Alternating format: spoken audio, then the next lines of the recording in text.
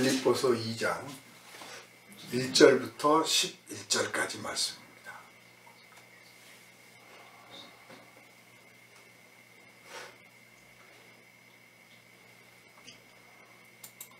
제가 봉독합니다.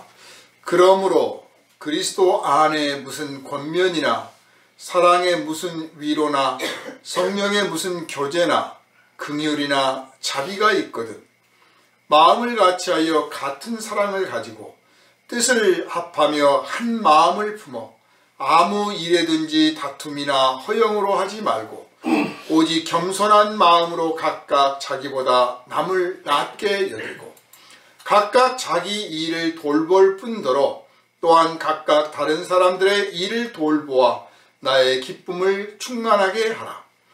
너희 안에 이 마음을 품으라. 곧 그리스도 예수의 마음이니 그는 근본 하나님의 본체시나 하나님과 동등됨을 취할 것으로 여기지 아니하시고 오히려 자기를 비워 종의 형체를 가지사 사람들과 같이 되셨고 사람의 모양으로 나타나사 자기를 낮추시고 죽기까지 복종하셨으니 곧 십자가에 죽으심이라. 이러므로 하나님이 그를 지극히 높여 모든 이름 위에 뛰어난 이름을 주사 하늘에 있는 자들과 땅에 있는 자들과 땅 아래에 있는 자들로 모든 무릎을 예수의 이름에 꿇게 하시고 모든 입으로 예수 그리스도를 주라 시인하여 하나님 아버지께 영광을 돌리게 하셨느니라. 아멘. 이 시간은 그리스도 예수의 마음을 품고라는 제목으로 함께 은혜를 나누겠습니다. 기도합니다. 우리를 사랑하시는 주님, 우리가 예수의 보혈로 구원을 얻어서 하나님의 자녀되게 하여 주셨으니 감사드립니다. 이렇게 희생하셔서 우리를 하나님의 자녀 삼아 주셨는데 우리는 생각과 뜻과 말과 행실이 너무도 어리고 너무도 미련하고 너무도 악하여 주님의 형상을 온전히 이루지 못할 때가 많습니다.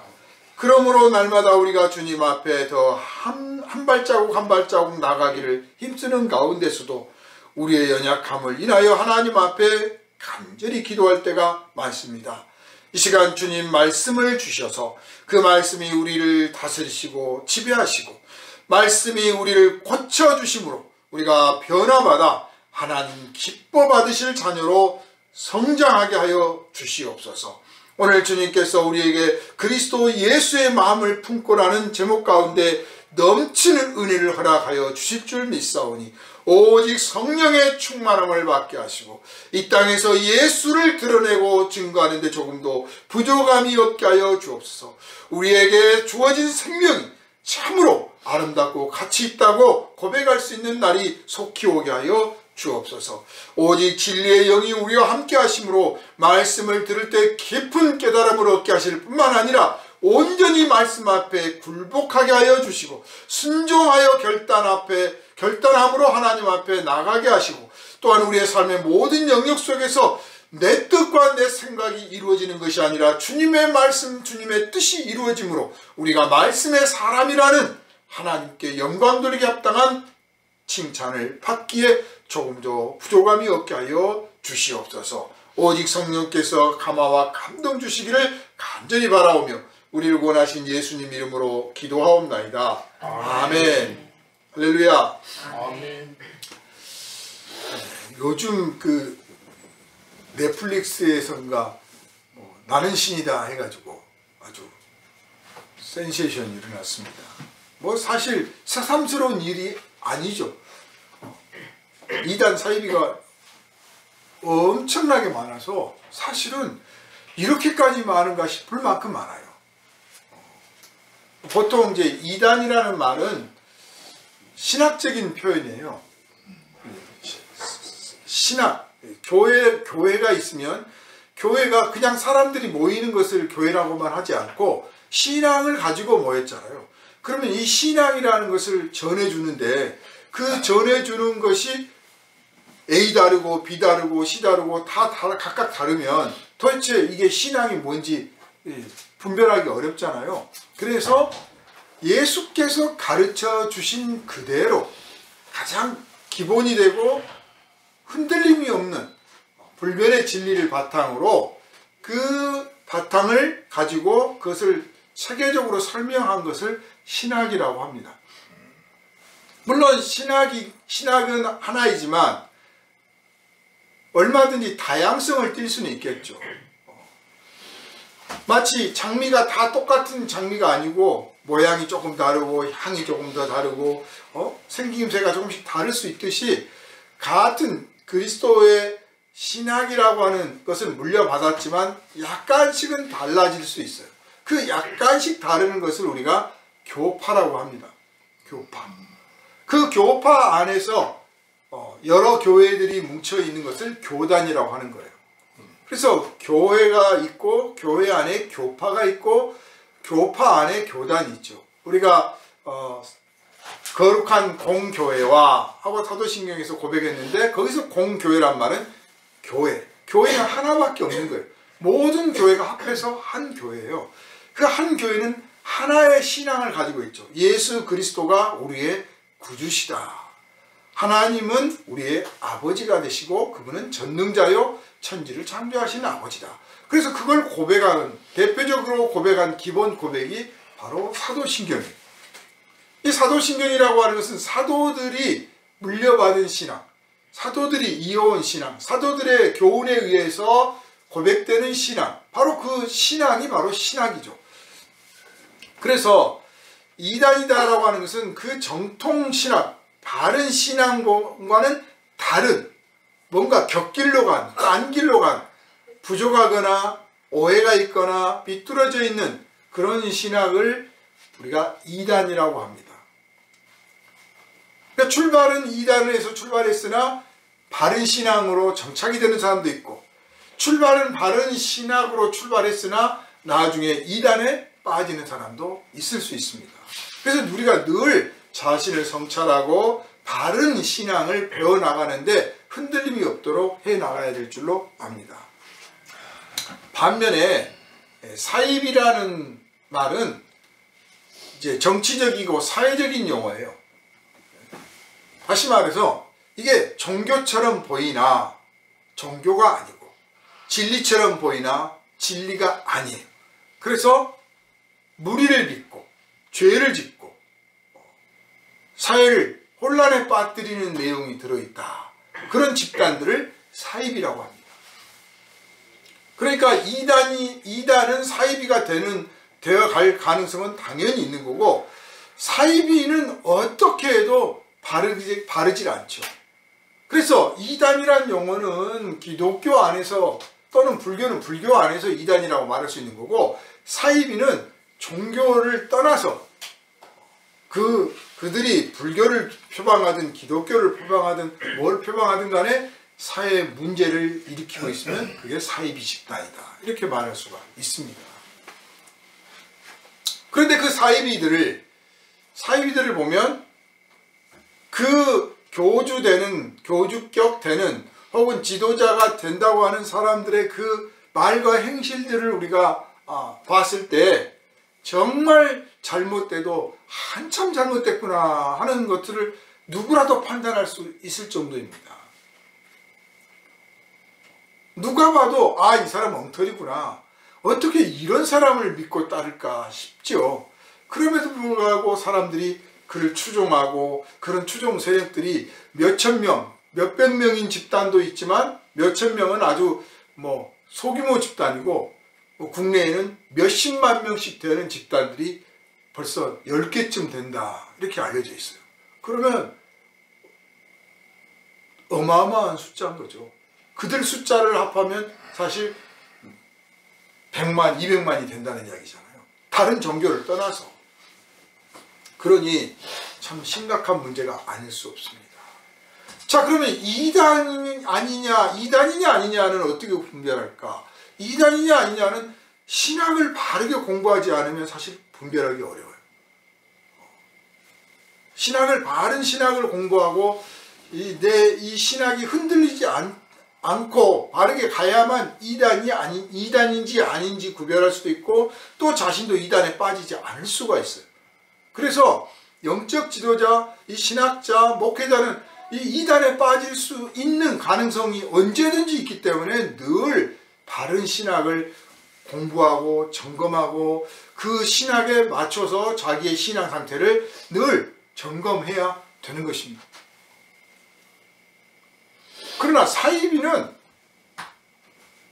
바른 신학을 공부하지 않아도 알 수 있어요. 말씀드린 것처럼 너무 엉터리들이 많아요. 특히 이제 우리 기독교적인 관점에서 사이비들은 어떠냐? 저들이 말하고 가르치고 저들 안에서 행해지고 있는 일들이 무엇을 지향하고 있으며 그 안에 중심이 무엇인가 라고 봤을 때 우리가 쉽게 한마디로 정리하면 그 지도자들과 또 그 따르는 사람들이 예수의 마음을 품었는가, 예수의 마음을 품으려고 하고 있는가, 이것만 보면 압니다. 아무리 무슨 능력이 나타나고 병을 고치고 귀신을 쫓아내고 별의별 기적들이 많이 일어날지라도 그 일을 행하고 있는 사람의 심령이, 그 마음이 예수의 마음을 품고 있는가, 또 그 안에서 집단들이 예수의 마음으로 서로 협력하고 사랑하고 있는가, 이걸 보면 알 수 있어요. 이 사람 마음을 어떻게 다 알 수 있습니까? 물론 처음에는 꾸미고 감추고 그렇게 하기 때문에 그 마음을 다 읽어내기는 어렵겠죠. 그러나 머지않아서 쉽게 알아낼 수가 있습니다. 왜냐하면 예수님의 마음은 세상 사람들의 마음과 비슷하지 않거든요. 달라도 확실히 다르거든요.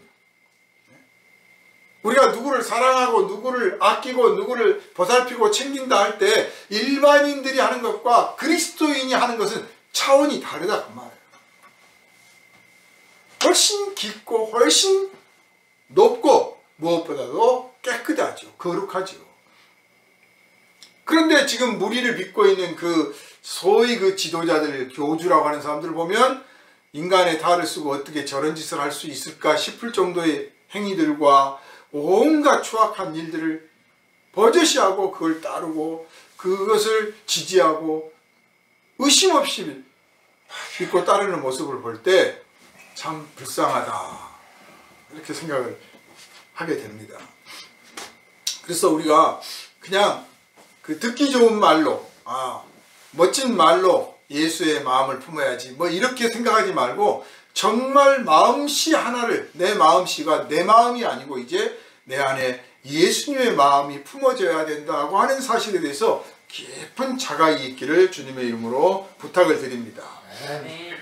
하늘의 천사라도 그 마음이 악독하면 그게 마귀입니다. 사탄 마귀가 어떻습니까? 사탄 마귀가 원래 천군 천사 중에서 그 마음이 악독해서 쫓겨난 거 아닙니까? 하나님으로부터 쫓겨난 거예요.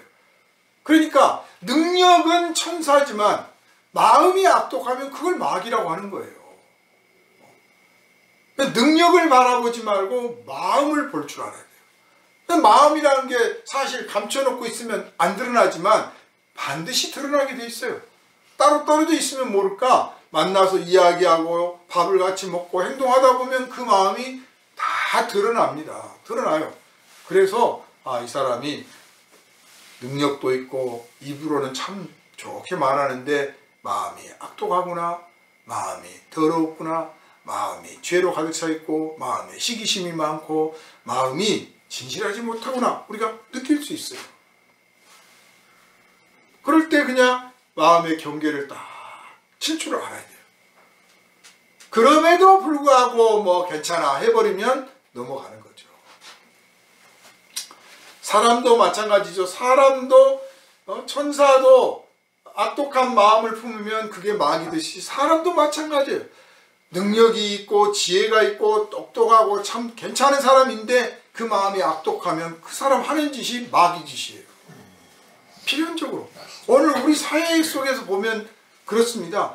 배운 것도 많고 공부도 많이 하고 정말 그렇게 해서 소위 말해서 출세도 하고 성공도 하고 권력도 잡았는데 마음이 악독해서 사회를 병들게 하고 무너뜨리고 있고 약자들을 슬프게 만들고 아프게 만드는 현상들을 볼 수 있습니다. 그게 마귀입니다. 마귀. 그래서 우리가 세상 사람들처럼 살자고 여기 모인 게 아니라 우리는 그리스도의 은혜로 변화받아서 이제 그리스도처럼 살자고 하는 거거든요. 그리스도처럼, 예수처럼 말하고 예수처럼 행동하다. 우리 다들 성도들이 소망하기는 막 나도 예수님 이름으로 기도하면 병도 낫고 뭐 기적도 일어나고 뭐 다들 그런 쪽은 소망하면서 주님 내 마음도 예수님 같았으면 좋겠습니다. 이 기도는 별로 안 해요. 근데 하나님이 원하시는 것은 능력이나 권세나 명예나 돈이나 건강이나 그것들을 구하려 하기 전에 네 마음에 내 사랑하는 아들 예수의 마음을 품기를 원하며 그것을 기도하라. 주님께서 바라시는 뜻이 그것인 줄 믿으시기를 바랍니다. 하나님께서는 우리에게 내가 거룩하니 너희도 거룩하라 그러셨어요. 아버지가 거룩함으로 아들이 거룩하고 아들이 거룩하심으로 우리가 아들을 믿는 믿음 안에 있는 우리가 또한 거룩합니다. 이미 거룩하게 하셨고 우리 스스로 거룩해진 게 아니라 하나님께서 우리를 거룩하게 하셨어요. 그러므로 또한 우리가 이 거룩을 지킬 필요가 있어요. 그런데 이 거룩을 지키는 비결이 뭐냐? 내면에서부터 나와야 되는 거예요. 내면에서부터 진실된 것이 나와야 된다는 뜻이에요. 내 영혼의 깊은 곳에서부터 나오는 사랑, 내 영혼의 깊은 곳에서부터 우러나오는 진실, 내 영혼의 깊은 곳에서부터 우러나오는 겸손, 이것들이 있어야 내가 진심으로 거룩해질 수가 있는 거죠. 바로 그 내 안에 깊은 곳에서부터 자연스럽게 올라오게 만들어 주려면 그 안에 셈이 있어야 되는데 그 셈이 뭐냐? 바로 예수 그리스도의 마음이라고 말합니다. 우리가 성경을 예수를 읽고 성경을 읽고 하는 이유는 거기서 예수를 읽으려고 하는 거예요. 예수의 말과 행실을 통해서 예수님의 마음은 거기에 기록이 안 돼 있으나 그분이 말씀하시고 그분이 행동하신 그 속에서 아 이분의 마음이 어떠했겠다 하고 우리가 읽을 수가 있어요. 거기서 예수를 읽을 수가 있어요. 그럼으로써 우리도 그 마음을 이해하고 그 마음과 같아지기를 소망하고 주님 저도 이 마음을 품게 해주십시오. 그러는 거죠. 그러니까 병든 자가 있다고 칩시다. 어느 뭐 사이비 집단 교주가 병든 자가 오니까 그냥 나을지어다 그랬더니 딱 나았어요. 봐라 내 능력을 봐라 하고 자랑하고 사람들은 박수를 치고 대단히 존경합니다. 그렇게 한데 그건 천국과는 아무 상관이 없어요.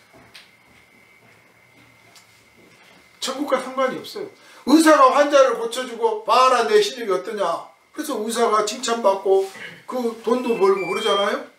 똑같아요. 그냥 천국과 상관없는 일이에요. 어떻게 해야 천국과 상관이 있느냐. 그를 불쌍히 여기고 가엾게 여겨서 그래서 그를 위해서 진심으로 그가 이 병에서 해방받기를 진심으로 소망하는 그 마음이 있을 때 병이 낫느냐 안 낫느냐를 떠나서 그가 천국과 가까운 줄로 믿으시기를 바랍니다. 아멘.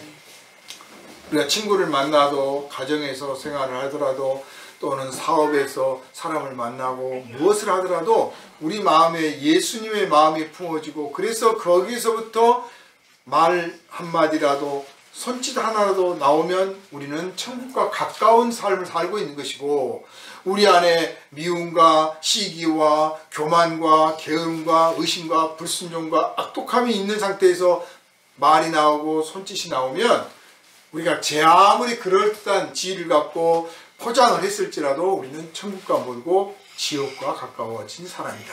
이렇게 말씀을 드릴 수가 있습니다. 사람이 겉모습을 보고 속는 사람이 의외로 많아요. 정말에 우리 자신들도 사람의 겉모습을 보고 잘 속습니다. 겉모습이라니까 뭐 얼굴 보고 속는다 그런 뜻이 아니고 당연히 뭐 외모는 어떠하며 이런 거 보겠죠. 옷차림도 보고. 그런데 그의 행동, 말과 행실 또는 그가 가지고 있는 어떤 지위나 또는 소유하고 있는 것들 뭐 이런 것들을 보고 그냥 거기에 빠져요. 속아요. 너무 많아요. 아주 쉽고 그냥 보편적인 것 같아요. 그래서 그 사람이 가지고 있는 그 분위기까지도 그냥 믿어버리고, 사람 속이려고 하는 사람들은 또 그런 걸 꾸며서 속이는 거죠. 그걸 꾸며서 그럴듯하게 보이게 만들어서 사람을 속인단 말이에요. 그러다 보니까 그걸 진실이라고 믿어버리고, 그 진실이라고 믿기 때문에 진짜 진실을 만나면 믿을 수가 없어요. 진짜 진실을 만나면 믿을 수가 없어요. 그러니까 세상에서 막 사람들을 불러 모으고 흥행을 하는 데를 가보면 진실 때문에 사람들이 모이는 게 아니에요. 그 꾸미는 것 때문에 좋아서 모이는 거예요. 그냥 거기에 속고 속이고 그걸 그냥 당연하게 여겨서 모이는 거예요. 진실을 나타내잖아요. 사람들이 모이지도 않을 뿐만 아니라 거리를 두고 오히려 의심을 하고 비방을 합니다. 예수님이 그 꼴을 당하신 거예요. 그리고 예수님에게 제자들이나 그 에워쌌던 사람들이 사실 처음 예수님에게 기대했던 게 뭐냐면, 예수님도 세상 사람들처럼 막 꾸미고 허세 부리고 자랑하면서 막 뭔가 포장을 해서 당신의 왕국을 건설해 주기를 바랬어요. 다들 그랬어요. 그러다가 예수님이 십자가에 못 박히게 되는 지경까지 가니까 이거 틀렸다고 도망을 갔고, 그리고 예수께서 부활하시고 나니까 우리가 얼마나 헛된 꿈을 꾸었으며 얼마나 하나님 앞에 미련하고 악했던가 깨달았어요. 그리고 정말 예수처럼 해야 되겠구나. 예수처럼 해야 되겠구나. 만약 사도들이 예수의 마음을 품지 않았다면, 끊임없이 예수의 마음을 품으려고 하지 않으셨다면, 그분들이 아마 오늘 이 땅에 있는 그 뭐 사이비 이단들 뭐 몇십만 모여있느니 이런 건 게임도 안 될 겁니다. 네? 엄청난 기적들을 행하시고 손수건만 언제나도 병자가 나았고 그 지나가는 그림자만 지나가도 그냥 사람이 나을 정도였다면 얼마나 대단한 인기가 있었겠습니까? 아마 교회를 예배당을 지었어도 지금 뭐 콜로세움보다 더 큰 걸 지었을 수도 있어요. 돈 모아가지고. 그런데 그런 행동들을 안 하셨어요. 예수의 마음을 품었거든요. 예수의 마음을 품었기 때문에 그런 어떤 대가나 영광이나 그런 허세들을 추구하지 않았던 거예요. 그래서 우리가 영적인 지도자를 뭘로 분별할 수 있느냐? 척 보고 알아낼 수는 없겠지만, 척 보면 압니다. 그 정도는 안 되겠지만, 여러 사람들의 말과 정보를 통해서 또 내가 직접 듣고 보고 혹은 그가 말하는 것들을 듣고, 요즘은 뭐 유튜브니 뭐니 많잖아요. 그걸 보면서 이 사람이 예수의 마음을 품었구나, 아니면 이 사람은 예수의 마음을 품지 않았구나, 이렇게 판단할 수가 있을 겁니다. 예수의 마음을 품었기에 예수의 마음을 품을 수 있도록 인도하는 거예요. 예수의 마음을 품지 않으면 그가 말하고 가르치는 것을 통해서 예수의 마음을 품도록 만들어내지 못해요. 다른 마음을 품게 만들어요. 다른 마음. 그래서 성령께서 인도하시는 곳에서는 당연히 예수의 마음을 품으려 하는 자가, 예수의 마음을 품기를 소망하는 자가 예수의 마음을 품고서 말씀을 전하고, 또 그걸 듣는 사람들 또한 역시 예수의 마음을 품기를 소망하고 또 품어가게 되게 마련입니다. 이게 그냥 바른 교회인가, 바른 영적 지도자인가, 바른 신앙을 가지고 있는가 알 수 있는 기준점이 된다 하는 겁니다. 사람들은 이단 사이비들이 워낙 간교해져서 정말 걱정들을 많이 합니다. 얼마나 쉽게 속는지 몰라요. 그러나 언제든지 이 말씀만 기억하면 됩니다. 예수의 마음을 품었는가. 그것만 알면 거기서 벗어나게 될 줄도 압니다. 성령께서 우리에게 지혜와 지식을 주시지 않으면 사실 우리는 예수님에 대해서 알 수가 없어요. 똑같은 성경을 가지고 읽지만 예수님께서 보내주신 성령을 받은 사람, 성령의 그 안에서 감화를 하고 감동을 주시고 깨우침을 주시고 깨닫게 하시고 믿게 하시고 하는 크든 작든 그런 성령의 활동이 있는 사람이 성경을 읽는 것과 성령의 활동이 없는 채로 그저 과거의 지식과 과거의 경험과 과거에 배운 철학이나 이런 걸 가지고 이 성경을 읽는 것은 전혀 다른 결론에 도달합니다. 그러니까 성령께서 인도하시는 대로 성경을 읽으면 읽어갈수록 예수는 구주시며 거룩하시며 그의 삶을 통해서 하나님의 은혜를 나타내셨고, 그러므로 나도 그분의 제자로서 진실하고 거룩하고 오직 순종하는 믿음의 삶을 살아야겠다. 주님처럼 사랑의 삶을 살아야겠다. 이렇게 변화를 받아가는 것이고, 성령이 아닌 악령이나 혹은 세상의 헛된 학문이나 철학을 가지고 성경을 이해하고 가르치면 가르치는 사람도 듣는 사람도 배우는 사람도 나중에는 어떤 사람이 되느냐? 하나님과 거리가 먼 악독하고 시기가 많고 아니면 인생이 피폐하고 아무 소망도 없고 기쁨도 없는 그런 절망적인 결과에 이르게 됩니다. 그래서 이단 사입이 아무리 오랫동안 쫓아다녀봤자 10년이 지나고 20년이 지나고 시간이 지나면 지날수록 남는 게 없어요. 아무것도 없어요. 그러나 성령 안에 있는 사람은 시간이 지날수록 내주하시는 성령 때문에 기쁨과 감사가 넘칩니다. 그래서 모든 성도들이 은혜 가운데서 살다가 주님을 맞이할 때쯤 되면 내가 주님과 함께한 이 생명의 삶이 얼마나 귀했는지 모른다. 감사합니다. 라는 고백을 하게 돼 있어요. 자동적으로. 그리고 나 같은 사람을 용서하시고 사랑하시는 주님을 생각을 할 때 그 은혜와 그 사랑을 말로 다 할 수 없다 하는 거예요. 그래서 하나님께서 우리를 불쌍히 여기셨듯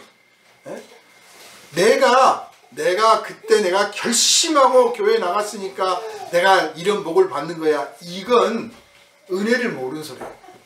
주님이 나 같은 사람을 불러서 나 같은 사람한테 기회를 주셔서 내가 예수를 믿게 되었구나 할 때 정말 은혜를 아는 거란 말이에요. 이렇게 은혜를 받는 이유가 내가 잘나서도 아니고 내가 의로워서도 아니고 내가 뭔가 공을 세워서도 아니고 오직 나를 불쌍히 보셨기 때문에 이렇게 되었구나 라고 알게 되니까 어떻습니까? 먼저 교회 안에서 성도들을 서로 불쌍히 여겨요. 서로를 가엾게 여겨요. 서로를 안타깝게 여겨요. 서로를 불쌍히 여기고 가엾게 여기고 안타깝게 여기는데 거기에 무슨 다툼이 있고 거기서 무슨 허영을 부리고 무슨 뻐기고 자랑을 하겠습니까? 그런 게 있을 수가 없죠. 내가 은혜 받은 것이 내 공로다, 내가 자격이 있다, 내가 뭔가 했기 때문이다 라고 하는 생각이 정말 조금이라도 들어가면 그때부터 이 사람이 교만해져요. 교만해집니다. 그리고 허세를 부리고 네가 뭘 알아? 나도 옛날에 그랬어. 뭐 이런 소리들 많이 해요. 그래서 교회가 좀 한 세워진 지 20년, 30년 이렇게 되잖아요. 그러면 소위 이제 고참들이 신참 집사한테 나도 그랬어. 나도 옛날에 그랬다니까. 이런 소리를 해요. 내가 저 때는 저랬는데 왜 지금은 안 그럴까 하고 돌아보는 게 아니라 나도 그랬다니까 까불지 마, 나대지 마 이런다니까요. 벌써 자기 공로를 생각하는 거예요. 자기 공로. 왜 사도들이 훌륭한 분인가 보십시오. 일생을 복음을 위해서 일하고 정말 일생 고난을 받았는데 한 분도 내가 이런 공을 세우고 내가 이런 능력을 행하고 내가 이런 일을 했기 때문에 주님이 나를 사랑하신다 이런 말 안 해요. 참 나 같은 사람을 충성되게 여겨서 일을 맡겨주시고 버리지 않고 내가 힘들다고 할 때마다 도와주셔서 내가 오늘까지 이뤘다. 나는 한없이 부족하고 한없이 부끄럽다. 내가 한 게 없다. 이렇게 진심으로, 가식이 아니라 진심으로 겸손해요. 아무 공로도 내세우지 않습니다. 그래서 오늘 이제 사도께서 우리에게 가르쳐 주십니다. 예수님의 마음을 품으라고 하려고 하는데, 그래, 예수님의 마음을 품으려고 하는데 어떻게 그 마음을 품을 수 있느냐? 에? 어떻게 해야 그 마음이 내 안에 들어올 수 있느냐? 먼저 주님의 겸손을 본받아요. 주님의 겸손을 본받아요. 겸손하라고 하니까 저도 겸손합니다 그래요. 저같이 겸손한 사람 있으면 나와보라고 그러세요. 그렇게 말하고 싶은 분들이 제법 있습니다. 근데요, 겸손한 사람은 자기가 겸손한 줄을 모릅니다. 겸손한 줄을 몰라요. 자기가 나는 참 겸손한 것 같아. 그러면 아직도 좀 못한 거예요. 정말 겸손한 사람은 자기가 겸손한지 안 한지를 몰라. 옆에서 당신 참 겸손해. 그럼 그런가요? 이걸 겸손이라고 하는 건가요? 이런 정도 같아요. 좀 바보 같지만 사실 그런 상태가 돼야 됩니다. 주님께서 그러셨어요. 당신은 하나님의 아들이시잖아요. 아니, 하나님의 아들이라는 건 그만두고라도 그냥 인간적인 입장에서 문둥병자가 고침을 받고 안진뱅이가 일어나고 소경이 눈을 떴어요. 그러면 저만 같아도 제가 기도해서 된 거 아닙니까? 예? 은근히 내가 했다. 내가 했다까지는 아니더라도 하나님이 나를 들어쓰셨다. 하나님께서 내 기도를 들어주셨다 하고 은근히 자기를 드러내고 자랑하실 만도 하는데 그런 표현들을 안 하십니다. 그냥 아무렇지도 않습니다. 그냥 해야 될 일을 한 거예요. 예수께서 말씀하시기를 종은 주인이 시키는 대로 하고, 그리고 일을 다 마치고 나서도 당연히 해야 될 일을 했으니 자랑하지 않는다. 그게 종의 도리고, 더 나아가서 저는 주인님께서 이런 일을 다 시켰는데 제가 한다고 했지만 이게 제대로 된 건지 모르겠습니다. 저는 참 무익한 종입니다. 쓸모가 없는 것 같습니다. 라고 말하게 되었다. 예수께서 하나님의 아들이심에도 불구하고 이 땅에 오셔서 종의 형상을 입으셨어요. 종의 형상이란 표현이 무슨 뜻이냐? 사람은 하나님의 주인이 아니에요. 하나님과 동급도 아니고요. 하나님 밑에 무슨 심부름꾼도 못 돼요. 종이에요, 종. 격이. 그런데 하나님 까불면 죽어 이따위 소리나 하고 말이에요. 하나님과 급이 달라요, 급이. 거룩하신 하나님 앞에 그냥 아무것도 아니에요. 이 시켜주신 것만으로 감사한 거예요. 우리한테 복되게 살아라, 진실하게 살아라, 거짓말하지 마라, 하나님의 법을 지켜라. 그럴 때 왜 이런 법을 만들어 가지고 하라고 그러냐, 왜 뭘 기도하라고 하는지 모르겠다, 이런 소리 하지 마세요. 그걸 시켜만 주신 것도 감사할 일이에요. 인간은 티끌입니다. 티끌을 빚어서 하나님께서 호흡을 불어넣어 하나님의 형상을 닮은 생명이 되게 하셨습니다. 영광스러운 기회를 주신 거예요. 그런데 그 영광스러운 기회가 다른 피조물들에게는 하나님의 형상을 닮았으니 꽤 높은 수준이에요. 우리가 짐승보다 돼지보다 우리가 높아요. 더 높아. 그렇지만 하나님 앞에서는 우리는 종이야. 시키는 대로 하는 것만 해도 감사할 일이에요. 그런 기회를 주시는 것만 해도 감지덕지예요. 그런데 예수께서 하나님의 아들이 종의 형상을 입으셨다. 종의 형상을 입었어요. 그래서 종의 형상을 입고 다니시면서 막 뻐기면서 내가 사실 이렇게 껍데기만 사람이지 원래 나 하나님의 아들이야, 이렇게 뻐기고 다니신 것도 아니에요. 내가 하나님의 아들이야, 당신들이 지금 몰라보는데 언젠가 알아볼 거야, 이런 표현 하신 적이 없어요. 오히려 당신은 혹시 하나님 아들 아니십니까? 그럼 그런 말 하지 마세요. 오히려 그랬어요. 당신은 그리스도 아니십니까? 그리스도십니다. 그런 말 어디 가서 하지 마세요. 왜냐하면 말해봤자 알지도 못하고 그렇게 느꼈다고 하지만 그것도 그냥 일부를 보고 말할 뿐이에요. 정말 이분이 그리스도구나, 정말 이분이 하나님의 아들이시구나를 알려면 성령을 받아야만 아는 거예요.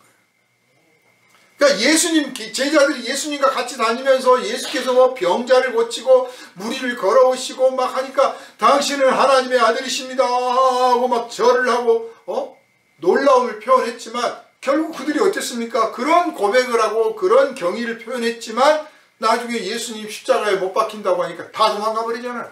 아무 소용없는 믿음이에요. 그런 믿음. 그러나 나중에 부활 후에 성령을 받으라 하셔서 성령을 받고 나니까 이제 십자가에 못 박아 죽인다고 그래도 나는 괜찮습니다. 나는 주님의 제자로서 갈 길을 갑니다 하고 순종하고 순교를 했습니다. 성령을 받지 않으면 그리스도가 누구신지, 그리스도의 은혜가 무엇인지, 하나님의 아들이 무엇인지, 그가 종의 형상을 입었다고 하는 것이 무슨 뜻인지도 알지도 못하는 것입니다. 그런데 말씀드린 것처럼 주님은 종의 형상을 입으셨으나 당신이 종이 아니라고 먹이거나 자랑하거나 누구 앞에 외치지도 않았습니다. 그게 바로 오늘 우리가 배워야 될 주님의 겸손입니다. 그게 겸손. 겸손이라고 하는 것은 아무것도 아닌 것처럼 하는 거예요. 아니 상대가 심지어는 그 아무것도 아닌 것도 아니라 더 그보다 못한 대접을 하더라도 거기에 대해서 화를 내거나 분노하거나 짜증내거나 그러지 않고 개의치 않는 거예요. 그러니까 친구지가 아니고 부부고 또 형제고 뭐 직장 동료 간에 이렇게 툭툭 부딪힐 때가 있어요. 그럴 때 내가 겸손을 배울 수 있는 기회를 얻었구나. 당신이 왜 자꾸 나를 무시해? 너는 왜 내 말을 그렇게 개무시하냐? 그러지 말고 그래, 예수님은 하나님의 아들이신데도 종의 형상을 입으시고 그걸 부끄럽게 여기지도 아니하시고 사람들이 비웃고 욕하고 심지어는 십자가에 못 박아 죽이실 때까지도 원망하지 않고 그런 대접을 다 받으셨다. 하나님의 아들이 사람 대접도 받았는데 까짓것 내가 사람한테 무슨 좀 욕 좀 먹고 핀잔 좀 듣고 좀 비난 좀 받고 좀 개무시 좀 당하는데 좀 어떠냐 하고 그냥 넘어갈 줄 알아야 돼요. 그리고 오히려 주님, 저 같은 어리석은 사람, 교만한 사람, 마음이 모진 사람을 불쌍히 여기셔서 주님의 겸손을 배울 수 있는 이런 귀한 기회를 주시니 감사합니다. 제가 저런 말을 듣고도 아무렇지도 않아야 되는데 아직도 제 마음속에서 불뚝불뚝 분노가, 짜증이, 신경질이 올라옵니다. 저는 아직도 멀었습니다. 이렇게 고백할 줄 알아야 돼요. 주님의 겸손을 먼저 배우지 않으면 그 다음에 주님의 마음을 품을 수가 없어요. 그래서 나는 왜 예수의 마음을 품지 못할까? 왜 저한테는 사랑이 없을까요? 왜 그럴까요? 이런 생각들을 가끔 하는데 먼저 나는 겸손한가? 나는 주님의 겸손을 배우고 있는가? 닮아가고 있는가? 내 겸손은 주님의 겸손을 따라가고 있는가? 생각해 볼 필요가 있습니다. 나는 나다운 대접을 받기를 원합니다. 이게 겸손이 아니고 나는 나보다 못한 대접을 받아도 아무렇지도 않게 여기겠습니다. 이게 겸손이란 말이에요. 그렇게 하면, 그렇게 내가 겸손하면 나를 높이시는 분이 따로 있어요. 내가 나를 높이는 게 아니라 하나님께서 나를 높여주신단 말이에요. 하나님께서 저절로 높여주실 때가 있어요. 그때까지 내가 아무것도 아닌 것처럼 기다릴 줄 알아야 돼요. 그 기간이 멀지 않습니다. 사랑하는 여러분이 주님의 겸손을 본받고 배워나가시기를 주님의 이름으로 축원합니다. 아멘. 성경을 읽으면서 주님의 겸손한 모습을 찾아내려고 애쓰십시오. 복음서를 읽으시면서 이 대목에서 주님은 어떤 겸손을 보이셨나, 주님이 겸손하심으로 어떤 말과 어떤 행동을 하셨나 한번 살펴보십시오. 그러면 여러분이 어느 틈엔가 닮아가고 있는 모습을 보게 될 거예요. 주님을 바라보면 주님을 닮습니다. 세상을 바라보면 세상을 닮고 마귀를 바라보면 마귀를 닮습니다. 그런데 주님께서 이렇게 이제 종의 형상을 입으시기까지 겸손하셨고 그렇게 우리 앞에서 겸손을 보이셨는데 그 이전에 또 뭔가 있었어요. 겸손 이전에 참 복잡한 것 같죠? 샘물을 기르다 보면 여러분 바가지를 가지고 딱 뜨면 위에 것이 떠집니다. 먼지도 좀 있고 뜨뜻미지근한 것 같죠? 조금 더 깊이 두레박을 내리면 더 맑고 시원한 물이 나와요. 더 바닥까지 제일 밑에를 딱 드러내면 정말 막 솟아난 생수가 솟아난단 말이에요.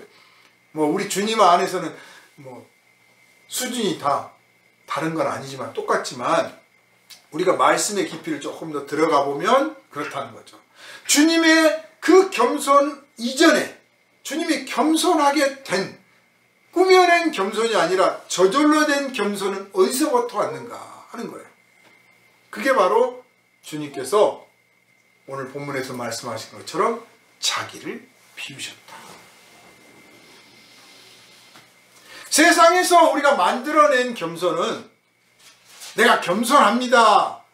나 겸손해야지 하면 사람들이 저 사람 참 겸손해 하고 인정해 줄 수도 있어요. 그죠? 제가 사양도 잘하고 막 겸손하면서 인사도 뻑뻑 잘하고 어떤 사람처럼 엉뚱한 데 가서 인사도 하고 막 이러지 말고 제대로 된 겸손을 쫙 보이면 사람들이 인정해 줄 수 있어요. 그러나 내가 그게 꾸며낸 겸손이면 내 안에는 오히려 내가 이렇게 겸손한 사람이 하는 교만이 있고 아니 내가 참 겸손하라고 하니까 참는다마는 내가 속으로 이거 저 같은 놈 저런 놈한테 내가 겸손을 해야 되네 꾹꾹하고 있으면 이건 비굴함이에요. 그러니까 진짜 겸손은 겸손한 줄 모를 뿐만 아니라 내가 참는다라든지 내가 이만하면 괜찮은 거 아니야 이런 생각조차도 안 드는 거예요. 그런 생각조차도 안 들어. 그래서 예수께서 겸손하시기 이전을 지금 사도 바울은 보았습니다. 이건 추측한 게 아니에요. 성령 안에서 성령께서 이것을 깨닫게 하신 거예요. 느끼게 하신 거예요. 발견하게 하신 거예요. 그 정체를 보게 하신 거죠. 그리고 실제로 예수님과 같이 동행했던 제자들은 그 예수님과 동행했던 삶을 몸으로 다 경험했기 때문에 지나고 나서 성령 안에서 이분이 우리 주님께서 어떤 분이셨던가 라고 알게 되는데 그분이 정말 하나님의 아들이시구나 라고 고백하게 됐고 그러면 하나님의 아들이 어떻게 해서 이 땅에 오시게 됐나 이 낮고 천한 인간이 되셨나. 그래서 초대교회 이단 중에 원래 하나님이 어떻게 사람이 되느냐 그분이 예수라고 하는 사람 안에 살짝 들어가서 귀신 들리듯이 들어가서 이 일을 쫙 마치시고 예수님 십자가에 못 박힐 때 그 영혼이 다시 하늘나라에 돌아가셨다.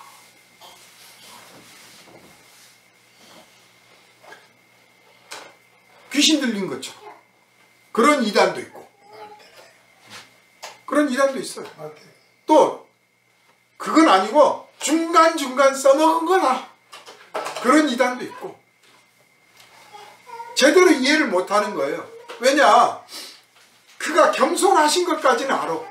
능력이 많으신 분이요 사랑을 베푸신 분도 알아. 그런데 그렇게 된 이유를 몰라. 그렇게 된 이유를 모르니까 거기에 도달하는 거예요. 그런데 사도는 성령 안에서 성령을 받고 말씀을 통해서 하나님께서 깨우쳐 주시는 이 성령의 감동을 통해서 뭔가를 발견했습니다. 그게 바로 예수께서 하나님의 아들이시나 그가 자기를 비우셨다. 자기를 비웠다.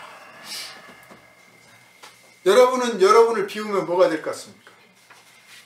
네? 아무것도 안 해. 여러분이 이렇게 생각할 거예요. 나 마음을 비워야 돼. 비우십시오. 어디 뭐 절에 가도 그 앞에 써졌어요. 비워라. 내려라. 우리는 되게 비워라, 내려놔라 막 그러면 뭐 마음에 뭔가를 내려놔야 되고 마음을 욕심을 품지 않아야 되고 뭔가를 고백해야 되고 털어내야 되고 아니고 뭐 이렇게 막 자꾸 내 마음 안에서 무슨 공간을 확보해야 될 것처럼 생각하는 거예요. 그런데 자기를 비웠단 말은 그냥 나는 아무것도 아닙니다, 그런 뜻이에요. 하나님이 사람이 되시려면 하나님이 아닌 것처럼 돼야 돼요. 그러지 않고 어떻게 사람이 되겠습니까? 아무것도 아니야. 하나님이 만들어 주신 대로 만들어. 인간이란 존재가 그렇습니다. 여러분 중에 공부를 잘한 사람도 있고 좀 못하는 사람도 있어요. 노래를 잘 부르는 사람도 있고 그림을 잘 그리는 사람도 있어요. 아무것도 못하는 사람도 있어요. 키가 큰 사람도 있고 작은 사람도 있고 몸집이 뚱뚱한 사람도 있고 날씬한 사람도 있고 어쩌면 그렇게 요리를 잘하는 사람이 있는가 하면 하는 것마다 맛이 없는 사람도 있고 정말 다양한 성격과 다양한 재주와 능력들이 있는데 그게 알고 보면 뭐 노력해서 좀 된 것도 있지만 타고난 것들이 대부분 자기도 모르게 갖고 태어난 것들이에요. 그러니까 하나님이 주신 것들입니다. 그래서 내가 잘났다고 자랑할 것도 없고 저 사람 못났다고 비웃을 것도 없어요. 알고 보면. 잘나봤자고 못나봤자요. 그냥 인간이라고 하는 세계 안에 들어있는 거예요. 하나님이 창조하신 대로예요. 그런데 창조주이신 하나님이 그 창조된 대로 살아가는 그 인간이 되셨다고 하는 것 자체가 그냥 생각으로 논리로 되는 게 아니라 정말 자신이 아무것도 아닌 것이 되지 않고는 될 수가 없는 상태가 됩니다.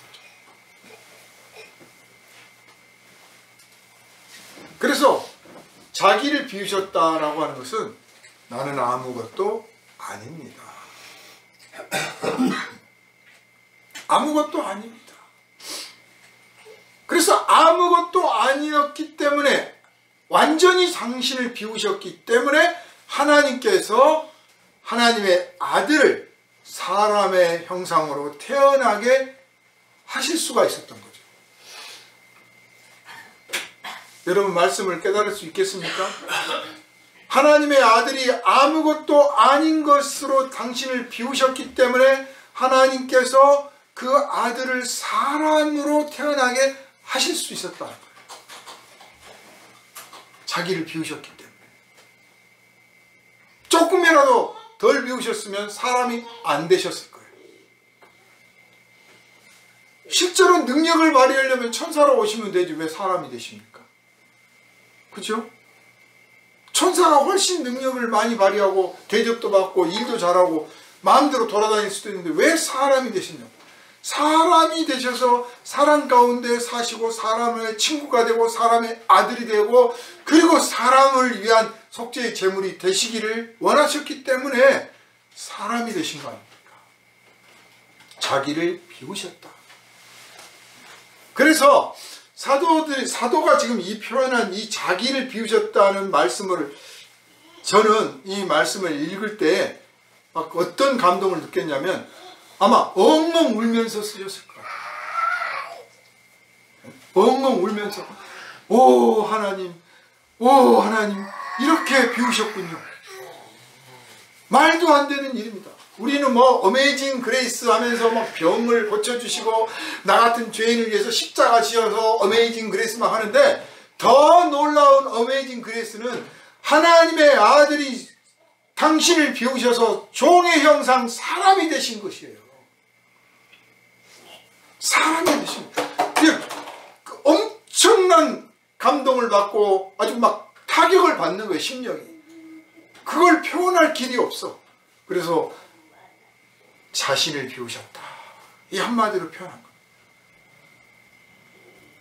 그런 당신을 비우셨으니 제자들이 불순종하고 교만하고 좀 게을렀다고 그래서 뭐 짜증을 내시겠어요? 화를 내겠어요? 유다를 딱 처음 만날 때부터 아, 이 사람은 배신할 사람이다 알고 계셨지만 어디 싫은 내색 한번 하십니까? 베드로가 뭐 우리가 주님과 함께 죽으러 가자 놀고 있네 어디 그런 말씀 하셨습니까? 다 배반하더라도 저는 절대로 선생님 안 떠납니다. 네가 닭이 울기 전에 나를 부인할 걸 내가 다 알고 있어.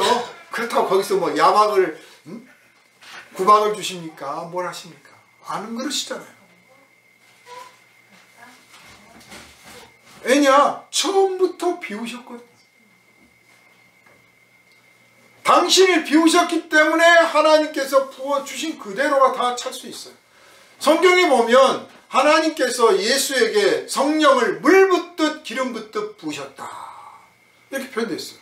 여러분 그냥 물 떠서 한번 부어 보십시오. 어떻게 부어집니까? 그냥 쏟아지지 않잖아요.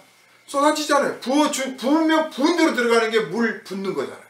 기름도 부을 때 기름 딱 부으면 그냥 내가 손목 돌리는 대로 넘어가잖아요. 그 안이 텅 비어있기 때문에 가능한 거예요. 우리가 마음의 생각과 욕심과 내 뜻과 내 고집과 내 경험과 내 철학과 내 사상과 내 주견이 딱 써가지고 주님 주십시오 그러면요 조금밖에 안 찹니다. 여러분 조금밖에 안 차요. 엄청 찰 것 같죠? 조금밖에 안 차요. 그러나 저는 아무것도 아는 게 없고 미련하고 악하며 참으로 게으르고 정말 주님 보시기에 너무나 초라합니다. 주님 당신의 것을 좀 부어주십시오. 한 방울만 떨어뜨려도 좋으니 저를 좀 채워주십시오. 그러면 하나님께서 부어주시는 대로 다 찰 줄 믿으시길 바랍니다. 아멘. 우리가 성령 충만을 받지 못하는 이유가 그거예요. 내가 이미 가지고 있어.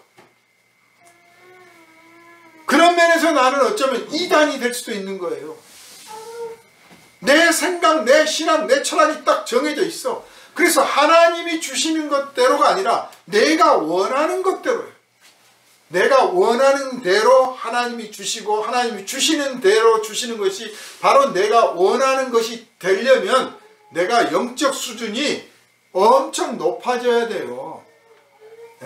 사도 같은 분들 수준이 돼야 되는 거예요. 그래서 내가 구하는 것이 곧 아버지께서 주시는 것이요 주님께서 주시는 것이 곧 내가 구하는 것이다 라고 하는 일치선상까지 올라가야 되는 거고, 그런 수준이 되기 전까지는 주님 나는 아무것도 아닙니다 해야 되는 거예요. 그런데 왜 우리는 자꾸 내가 말입니다, 내가요 이런 생각과 이런 뜻을 이루고 있는데 가지고 있는데 왜 안 들어주시는 거예요?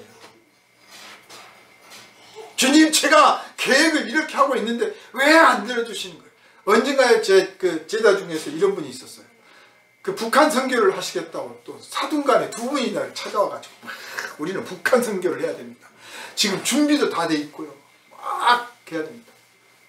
그런데 왜 돕는 교회가 안 나올까요? 우리 기도가 모자랄까요?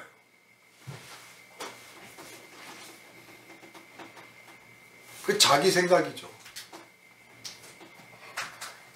여러분이 사업을 하든 뭘 하든지 여러분의 인생 여러분이 꾸려간다고 그러면 그냥 여러분 뜻대로 하십시오. 그러나 적어도 여러분이 주님의 일을 해야겠다 혹은 내가 주를 위해 살아야겠다 그러면 여러분이 결정하기 전에 먼저 꼭 물으십시오. 주님 제가 무엇을 할까요? 주님 제가 이 일을 해도 될까요? 주님 제가 이런 뜻을 품고 있는데 이게 주님 뜻에 합당할까요? 물을 줄 알아야 돼요. 배울 줄 알아야 되고 들을 줄 알아야 돼요. 그게 바로 주님의 비우심을 본받아가는 행동이에요. 주님이 당신을 비우셔서 온전히 아버지의 뜻을 이루셨던 것처럼 우리도 우리 자신을 비워가야 온전히 주님의 뜻을 이루게 될 줄 믿으시기를 주님의 이름으로 부탁을 드립니다. 아멘.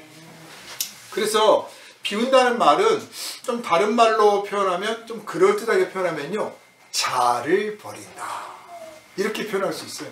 뭐 거창하죠. 철학적으로 자아를 버린다. 근데 사실 자아를 버릴 수가 있습니까? 인간이? 자아가 없으면 인간도 아니죠. 그러니까 관념적인 표현이죠. 관념적이고 철학적인 표현인데 이게 좀 그럴듯한 말 같아요. 자아를 버린다.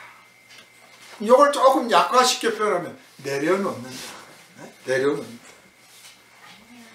그래서 자기를 비우고 자기를 내려놓는단 말은 조금 더 이제 현실적으로 표현하자면 쓸모없는 취급을 한다는 뜻이에요. 자기를 좀 쓸모없이 취급을 해야 돼요. 나만큼만 하라고가 아니라 저는 한다고 했는데 아직도 부족합니다. 뭐가 내 삶을 지탱해 왔나 한번 돌아봅시다. 내가 이만하기를 내가 했으니까, 내가 그래도 이걸 지켰으니까 이런 걸로 내가 인생을 지탱해 왔다면 이제 반대로 사실 그것들이 한다고 했는데 다 쓸모없는 것들이었어 라고 말할 수 있어요. 너무 자존감이 낮아가지고 나는 할 줄도 모르고요, 아무것도 못하고 그런 사람한테는 오히려 당신은 능력이 있습니다, 자격이 있습니다 하고 격려를 해줘야겠지만, 그런 사람들은 이제 병든 사람들이고 극히 드물어요. 대개는 그냥 다 내가 그래도 판단하고 내가 결정하고 내가 이만큼 했으니까 오늘 여기까지 온 거야, 이 생각들이 있단 말이에요. 그래서 비우지를 못해. 근데 그랬던 나를 쓸모없어. 이 쓸모없는 거야. 하나님께서 나를 건져주셨으니까, 하나님께서 나를 챙겨주셨으니까, 하나님께서 기억하셨으니까, 하나님께서 내 기도를 들어주셨으니까 이렇게 된 거야.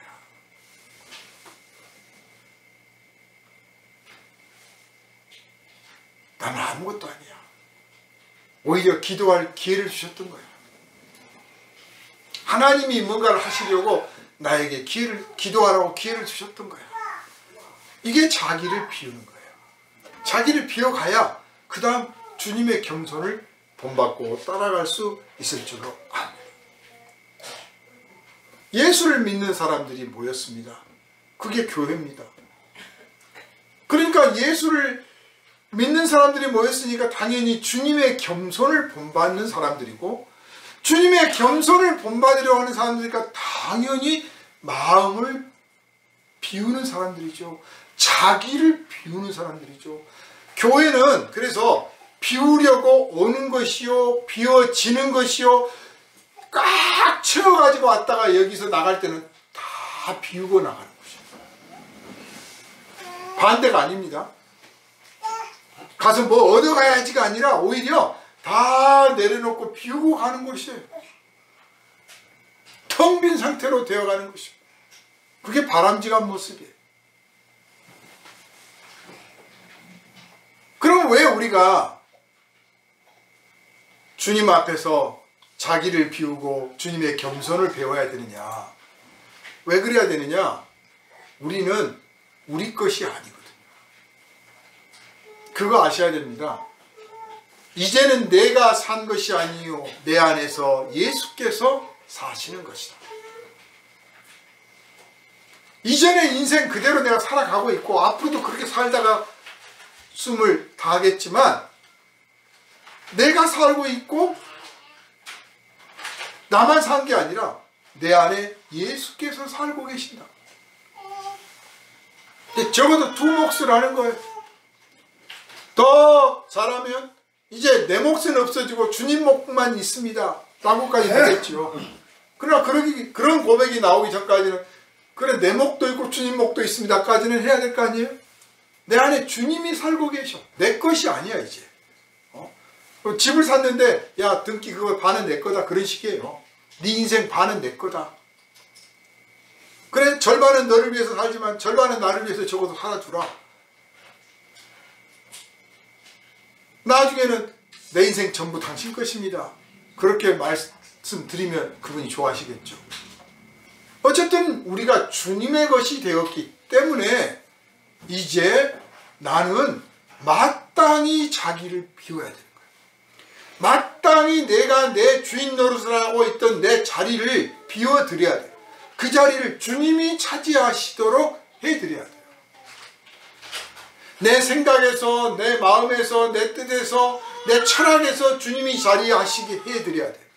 그래서 내 말과 내 행동과 내 인생의 목표와 계획과 모든 영역에서 주님의 역할이 드러나야 돼요. 주님의 자리가 드러나야 됩니다. 그렇게 해야 마땅한 거예요. 그리고 교회는 바로 그런 사람들이 모여서 주님의 일을 하는 곳이에요. 그래서 예배소서에 우리가 주님의 몸된 교회라고 그랬습니다. 머리는 주님이시고 일은 우리가 하는 거예요. 예전에는 주님이 당신이 다 하셨는데 하늘로 올라가시면서 우리에게 성령을 보내시고 우리 안에서 이제 우리를 통하여 그 일을 하기를 원하셔요. 그래서 개인적으로 우리가 주님의 것이며 교회가 주님의 몸이기 때문에 우리는 마땅히 자기를 비워야 돼요. 마땅히 주님의 겸손을 본받아야 되고, 그래서 내가 일을 하는 게 아니라 주님이 일을 하시도록 해요. 세상에서 이 사탄 마귀 귀신 들린 사람들이 하는 짓은 그 귀신이 그를 들어 쓰거나 혹은 귀신의 이름으로 귀신의 능력을 받아서 한단 말이에요. 예수께서 병자를 고치시고 안진뱅이를 일으키신 것은 하나님의 아들로서 당신을 드러내셨을 뿐만 아니라 아버지 하나님께서 부어주신 그대로를 드러내신 거예요. 자기를 비워서 드러낸 거죠. 아버지께서 주신 그대로. 그래서 교회가 자기를 비워서 주님의 몸된 교회로서 예수의 자리를 내어드리면 이제 예수께서 우리 안에서 당신을 드러내시고 나타내십니다. 그래서 하나님께 영광을 돌리게 하시는 거죠. 그 교회가 정통교회예요. 네? 교리를 정통으로 배운 교회도 정통이지만 예수의 몸된 교회가 정통교회예요. 교리는 정통을 배웠으나 예수의 몸으로서의 역할이 안 되고 예수의 몸으로서의 구실도 안 하고 예수의 몸으로서의 그 본분도 안 지키고 있으면 이건 엉터리예요. 되다가 만 거죠. 교회라고 모였으나 주님의 몸으로서의 역할을 하지 않고 마귀 역할을 하고 있으면 그걸 사입이라고 하는 거예요. 사랑하는 여러분, 이것을 우리에게 깨우쳐 주신 분이 누굽니까? 하나님이십니다. 누구보다도 우리가 자기를 비우고 주님의 겸손을 본받아서 주님의 영광을 드러내는 삶을 살기를 정말 바라시는 분이 하나님이세요. 그러므로 여러분, 하나님의 성령과 사귀시기를 바랍니다. 친구 따라 강남 간다고 그러잖아요. 마귀와 사귀면 마귀의 일을 합니다. 하나님 성령과 사귀면 성령의 일을 하는 거예요. 예수께서 밤새워 기도하시고 동산에 올라 기도하시고 따로 떨어져 기도하시고 하신 이유가 뭡니까? 뭐 치성을 드리고 공을 드리고 뭐 거기서 돌을 쌓고 이게 아니라 아버지와 사귀시려고 그런 거잖아요. 아버지와 같이 있는 시간을 마련하기 위해서 그러신 거예요. 성령께서는 여러분과 함께 있기를 원하십니다. 지금도 여러분 안에 계셔요. 그런데 그냥 그분 따로 여러분 따로 이렇게 있으면 그분의 역할도 제대로 안 되고 여러분 역할도 제대로 안 되는 거예요. 여러분이 성령과 사귀려고 하고 성령과 교제를 통해서 그 교제 안에서 교회가 서로 합력하면 당연히 교회 안에서는 성령의 일이 나타나는 거죠. 교회는 예수 그리스도를 믿는 믿음의 사람들의 모임이잖아요. 사이비는 악령의 모임이에요. 악령을 중심으로 모인 거예요. 마귀를 중심으로 모였어요. 그러나 우리는 성령을 중심으로 모였습니다. 그래서 성령이 일하시도록 해드리는 거예요. 성령이 일할 자리를 드려야 돼요. 성령이 일할 자리라는 게 뭘까요? 조금 어려울 수도 있지만 우리가 생각하는 우리의 어떤 멋진 것들을 추구하지 않는 겁니다. 어떤 큰 대형교회 목사님이 얼마 전에 이런 설교를 하시더라고요. 굉장히 걱정스러운 설교예요. 그 교회는 아주 그 모범적인 교회로 인정받는 교회고 그 목사님도 존중받는 교회고 참 좋은 일을 한다. 그렇게 칭찬을 받고 있는 부러워하는 대상이에요. 한국 교회들이 다 부러워합니다. 그런데 그 담임 목사님 설교하시면서 저는 굉장히 염려스럽습니다. 우리 교회 모습이. 막 찬양대가 뭐 몇 개의 찬양대가 있고 막 찬송가를 멋지게 부르고 악기도 막 멋지게 연주하고 막 강단도 멋지게 꾸며져 있고 다 자막도 잘 나오고 성도들도 열심히 이고 뭐 전도도 잘하고 봉사도 잘하고 누구한테도 칭찬받고 존경받고 참 하고 있는데 저는 사실 걱정됩니다. 그 다들 희둥거릴 거 아니에요. 뭐가 걱정이냐. 우리가 참 모범적인 교회고 약한 자도 얼마나 많이 돕고 개척교회들도 막 돕고 정말 잘하고 있고 목회자가 실수했다더니 뭐 문제를 일으켰다더니도 없고 헌금도 아주 투명하고 정말 모범적인 교회예요. 그럼 왜 그럴까? 목사님 왜 저런 말씀하실까? 저는 이렇게 우리끼리 잘해 나가는 이 모습이 너무 꾸미기에 열중하고 있는 게 아닐까. 하나님께서 일할 자리를 드리지 않고 우리가 다 알아서 해버리는 게 아닌가 싶다.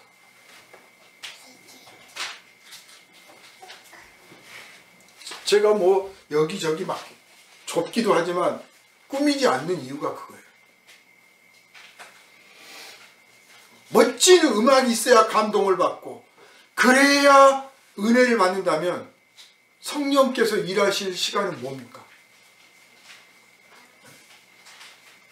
아주 좋은 음성으로 탁탁 부러지는 예화와 아주 짤막짤막한 메시지와 탁 해서 감동을 준다면 성령이 일하신다는 게 뭘까요?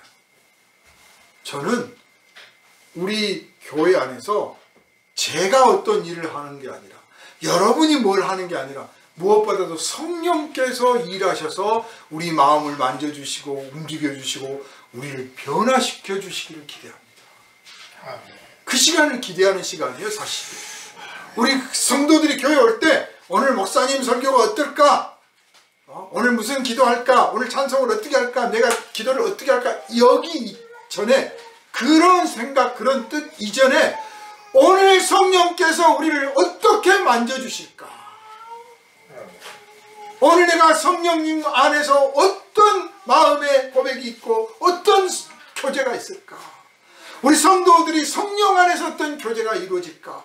이 기대를 가지고 오시기를 주님의 이름으로 부탁을 드립니다. 아멘. 그렇게 성령께서 일하시고 만져주시고 성령께서 교제하시고 교통하게 해주시려면 어떻게 해야 되느냐? 비워야 합니다. 비워야 합니다. 나를 비워야 합니다. 내가 해왔던 것들, 내가 쌓아왔던 것들 아무것도 아닌 걸로 여기고 그저 주여 오늘 또 은혜 주십시오. 비워야 됩니다. 저와 여러분이 오늘 이 시간 오직 성령 안에서 자기를 비워내셨던 주님을 본받아서 우리 자신을 비워내고 주님이 종의 형상을 입기까지 겸손하시며 순종하셨던 것처럼 우리 또한 그런 겸손과 순종을 배워서 오직 우리의 삶에서 주님께 영광 돌리는 성령의 열매가 풍성히 맺어지는 출발점이 되기를 주님의 이름으로 축원합니다. 아멘. 거룩하신 아버지 하나님, 우리를 사랑하셔서 생명의 말씀을 듣게 하시니 감사드립니다. 이 시간 온전히 주님께서 우리를 비워주셨사오니 오 주님, 우리가 아무것도 아닌 것이로되 주님이 우리를 사랑하시는 그 사랑의 대상으로서만 존재하게 됐음을 깨닫고 이 사랑을 이웃들에게 드러내고 나타내며 주님께서 우리를 거룩하게 하셨으므로 우리가 가는 곳마다 우리가 행하는 것마다 거룩해질 줄을 믿고 주님께서 우리를 온전케 하셨으므로 우리가 가서 하는 일들이 주님 앞에 영광 돌리기 합당한 온전한 일이 될 줄로 믿사오니 오직 주님께만 영광 돌리게 하여 주옵소서. 우리를 원하신 예수님 이름으로 간절히 기도하옵나이다. 아멘. 할렐루야. 아멘. 찬송가 요거를 끄고요.